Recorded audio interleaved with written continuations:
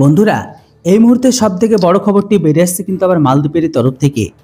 এইবার খাদ্য ওষুধ আমদানি নিয়ে নতুন সিদ্ধান্ত। মইজুর ভারত বিরোধিতা কি বিপদে ফেলবে মালদ্বীপকে? প্রশ্ন এখন এটাই। ভারতের সঙ্গে বিতর্কে জড়িয়ে পড়েছে মালদ্বীপ। ইতিমধ্যে দ্বীপরাষ্ট্রে বয়কটের ডাক দিয়েছেন বহু ভারতীয়। তবে সেই বয়কটকে একেবারে পাত্তা দিতে রাজি নন মালদ্বীপের প্রেসিডেন্ট মোহাম্মদ মইজু। ভারতের সঙ্গে বিতর্কে জড়িয়ে পড়ে মালদ্বীপ চরম ফেঁসে গেছে। ইতিমধ্যে দ্বীপরাষ্ট্র বয়কট ডাক দিয়ে বহু ভারতীয় বেকায়দায় ফেলে দিয়েছে মালদ্বীপকে। তবে সেই বয়কটকে এখনও সেইভাবে পাত্তা দিতে রাজি নন মালদ্বীপের প্রেসিডেন্ট মোহাম্মদ মইজু। দমতে রাজি নন তিনি, বরং সাম্প্রতিক সময়ে নিজের দেশ থেকে ভারতের সেনা সরানোর স্টেটমেন্ট দিয়ে ভারতের সঙ্গে তারা সরাসরি টক্কর নিয়েছেন বলে মত কূটনৈতিক বিশেষজ্ঞদের একাংশের। পাশাপাশি ভারতের ছায়া থেকে বেরিয়ে আসতে নতুন সিদ্ধান্ত নিতে শুরু করেছে মালদ্বীপের মইজু সরকার। সূত্রের খবর অনুসারে মালদ্বীপ খাদ্য এমনকি ওষুধের যোগান অব্যাহত রাখতে আর কোনো নির্দিষ্ট দেশের উপর নির্ভর করতে রাজি নয় সে দেশের সরকার।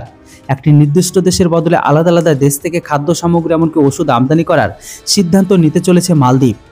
সংবাদ মাধ্যমে পাওয়া রিপোর্ট অনুযায়ী আমদানি শিল্পে বৈচিত্র্য আনতে এমনকি কোনো একটি দেশের উপর নির্ভরতা কমানোর জন্যই এমন সিদ্ধান্ত নিতে চলেছে মালদ্বীপ। খাদ্য ওষুধ চিকিৎসা সংক্রান্ত সরঞ্জামের জন্য এতদিন মূলত ভারতের উপরে নির্ভর করত মালদ্বীপ।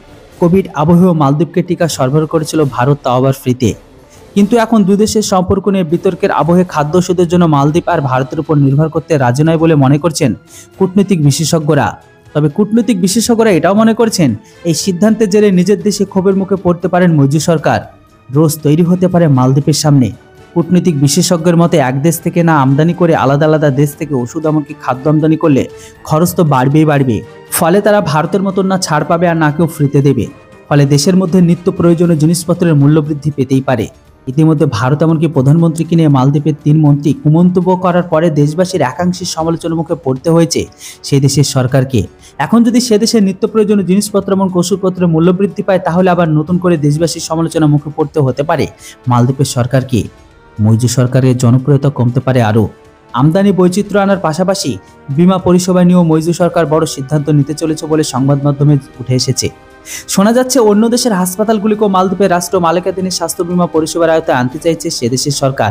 তবে এতে মালদ্বীপের সরকার আর্থিক দিক থেকে খুব লাভবান নাও হতে পারে বলে মনে করছেন।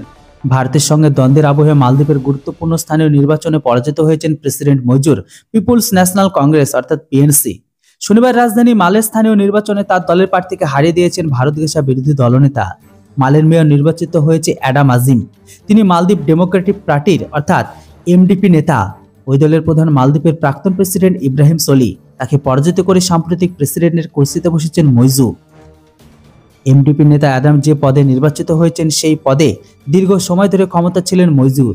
তবে গত বছর প্রেসিডেন্ট নির্বাচনে প্রার্থী হওয়ার আগে থেকে ওই পদ থেকে তিনি ইস্তফা দেন।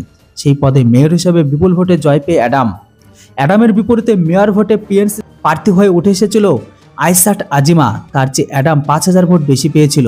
কূটনৈতিক বিশেষজ্ঞদের মতে ভারতের সঙ্গে ঠোকাঠুকি বাধার কারণে এই নির্বাচনে মুখ থুবড়ে পড়েছেন মইজুর দলের প্রার্থী।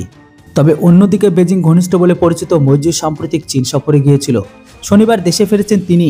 শনিবার সাংবাদিক বৈঠকে মইজু বলেছেন, হতে পারে আমরা ক্ষুদ্র, তাই বলে কাউকে চমকানোর ছাড়পত্র দিয়ে দিইনি আমরা। এরপরে নতুন মাত্রা পেয়েছে ভারত মালদ্বীপ বিতর্ক। চীন থেকে ফিরে মালদ্বীপের থেকে সেনা সরিয়ে নেওয়ার জন্য ভারতকে আর্জি জানিয়েছে সে দেশের সরকার। সেনা সরানোর জন্য রীতিমতো সময় বেঁধে দেওয়া হয়েছে। মালদ্বীপ থেকে ভারতের সেনা সরানোর বিষয়ে ভারতের সঙ্গে আলোচনা করতে উচ্চ পর্যায়ে একটি কমিটি গঠন করে মোহাম্মদ মইজু সরকার। তবে এই বিষয়ে ভারত সম্মতি জানিয়েছে বলে জানা যায়। তবে মালদ্বীপের সরকার একটি সূত্র মারফতে জানা গিয়েছে, সাম্প্রতিক সময়ে এই কমিটি দ্বাদশ বৈঠকে 15 মার্চের মধ্যে সেনা সরানোর জন্য ভারতকে আর্জি জানানো হয়। মইজুর সচিবালয়ের শীর্ষ আধিকারিক আবদুল্লাহ নাজিম ইব্রাহিম সে দেশের একটি সংবাদপত্রকে বলেছে, ভারতের সেনারা মালদ্বীপে থাকতে পারবে না, কারণ এটাই প্রেসিডেন্ট মইজু তার সরকারের সিদ্ধান্ত। উল্লেখযোগ্য, এর আগে নভেম্বর মাসে মালদ্বীপের প্রেসিডেন্ট নির্বাচিত হওয়ার কিছুদিনের মধ্যেই ভারতকে রীতিমতো হুঁশিয়ারি দিয়েছিল মইজু। বলেছিল, আমাদের দেশের মাটি থেকে সমস্ত বিদেশি সেনাকে আমরা ফেরত পাঠাবো।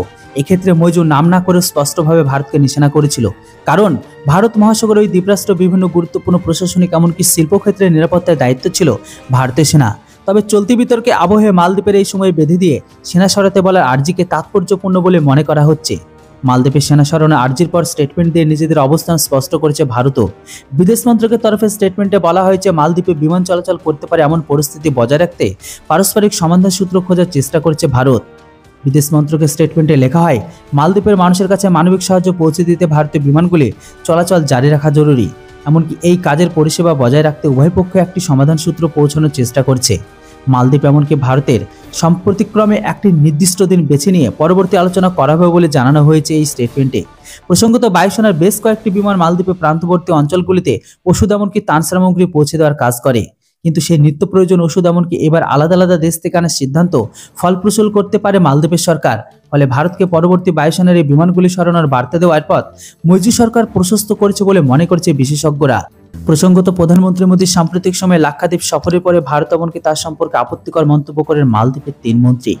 বেশ কিছু রাজনীতিবিদ বিতর্ক ঘিরেই বাইরে চাপের মধ্যে পড়ে 3 মন্ত্রীকে সাসপেন্ড করেন মৈজু। তারপরে অবশ্য দুই দেশের মধ্যে সম্পর্ক খুব একটা সহজ হয়ে ওঠেনি। সোশ্যাল মিডিয়ায় ভারতীয় যুবকদের বয়কট ট্রেন্ডিং চলতে থাকে। মালদ্বীপ বয়কট এর ঠেলা সামলাতে হিমশিম খেতে হয় ভারতের দক্ষিণ পশ্চিম ভারত মহাসাগরের দ্বীপ রাষ্ট্রটিকে। আগে থেকে মালদ্বীপ ঘুরতে যাওয়ার বিমান হোটেল টিকিট বুক করে রাখার পরে তা বাতিল করে একের পর এক ভারতীয় সেই প্রবণতা বন্ধ হয়ে এখনো, যার ফলে জোরে সোরে ধাক্কা খাচ্ছে। এরই মধ্যে মৈজু গত সপ্তাহে 5 দিনের জন্য চীন সফরে যান। সফরের তৃতীয় দিনে গত বুধবার জিনপিং এর সঙ্গে রাজধানী বেজিংয়ে বৈঠক করেন মৈজু। সেখানে ভারতের সঙ্গে সাম্প্রতিক সংঘাতের আবহে মালদ্বীপের পাশে থাকার অঙ্গীকার করেন চীনা প্রেসিডেন্ট তথা কমিউনিস্ট পার্টির শীর্ষ নেতা। তাৎপর্যপূর্ণভাবে ওই বৈঠকে বেজিংকে তাদের পুরনো বন্ধু এমনকি ঘনিষ্ঠতম সহযোগী বলেছেন মৈজু। চীন থেকে দেশে ফিরে মৈজু একের পর এক সাহসী সিদ্ধান্ত নিতে শুরু করেছেন বলে পর্যবেক্ষকদের। তবে বিশেষজ্ঞরা মনে করেছেন তার সিদ্ধান্তের কারণে বজ্র আটনে ফোসকা গেড়েই পড়তে পারে মৈজু সরকার। জিনিসপত্রের দাম হু হু করে বৃদ্ধি পেলে দেশবাসীর কাছে জনপ্রিয়তা হার